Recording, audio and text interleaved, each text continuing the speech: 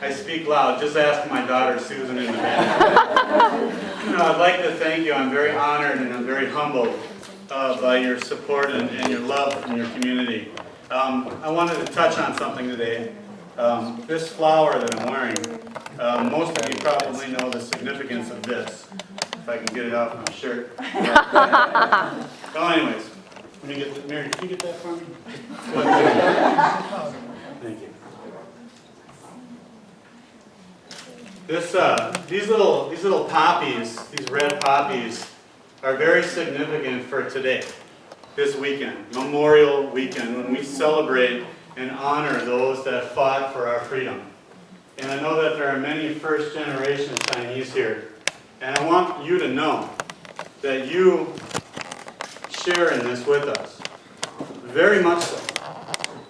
Back in the 1930s, Imperial Japan, as you know, invaded China, and they were at war with China for a long time.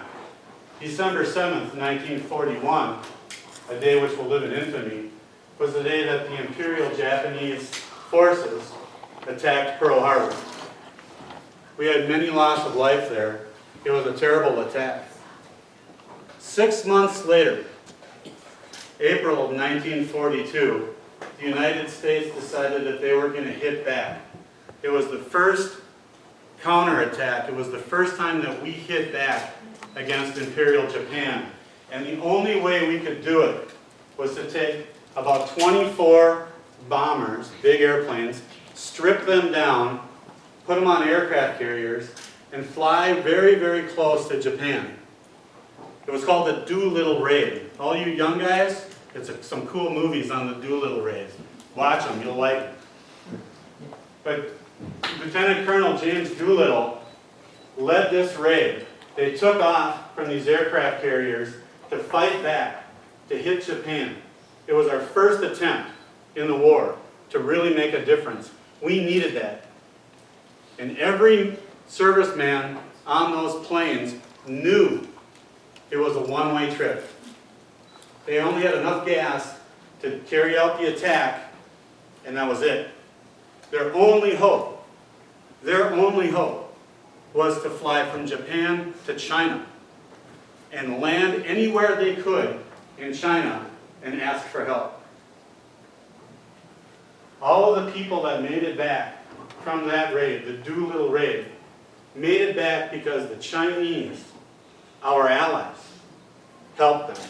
And the Japanese imperial forces at the time extracted a huge toll on the Chinese nationals that helped our American servicemen. Because of the Chinese working together with the Americans, we were able to strike back. And we couldn't have done it without you. You are just as much as part of Memorial Day as my father is, who fought in World War II. So this is for you.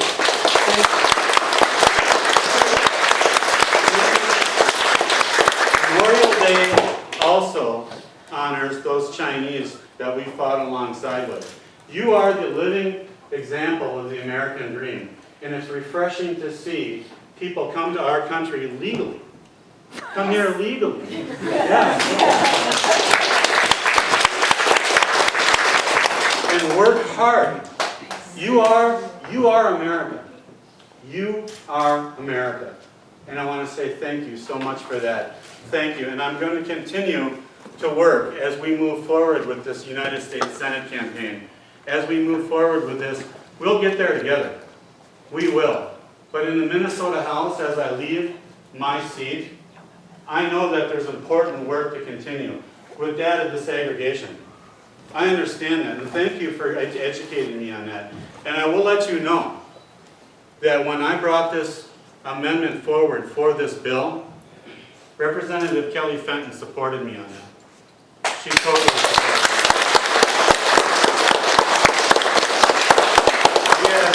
We had a meeting right after I presented the amendment, and she said, Jim, I'm with you. So know that you have a friend here in Representative Fenton in the Minnesota House as well. I don't know what they did on the Senate side, but I know that Representative Fenton backed us up. We're going to keep working hard. Yes, thank you. keep working hard. And again, I want to say thank you so much for this. We have things to do with the CAPM.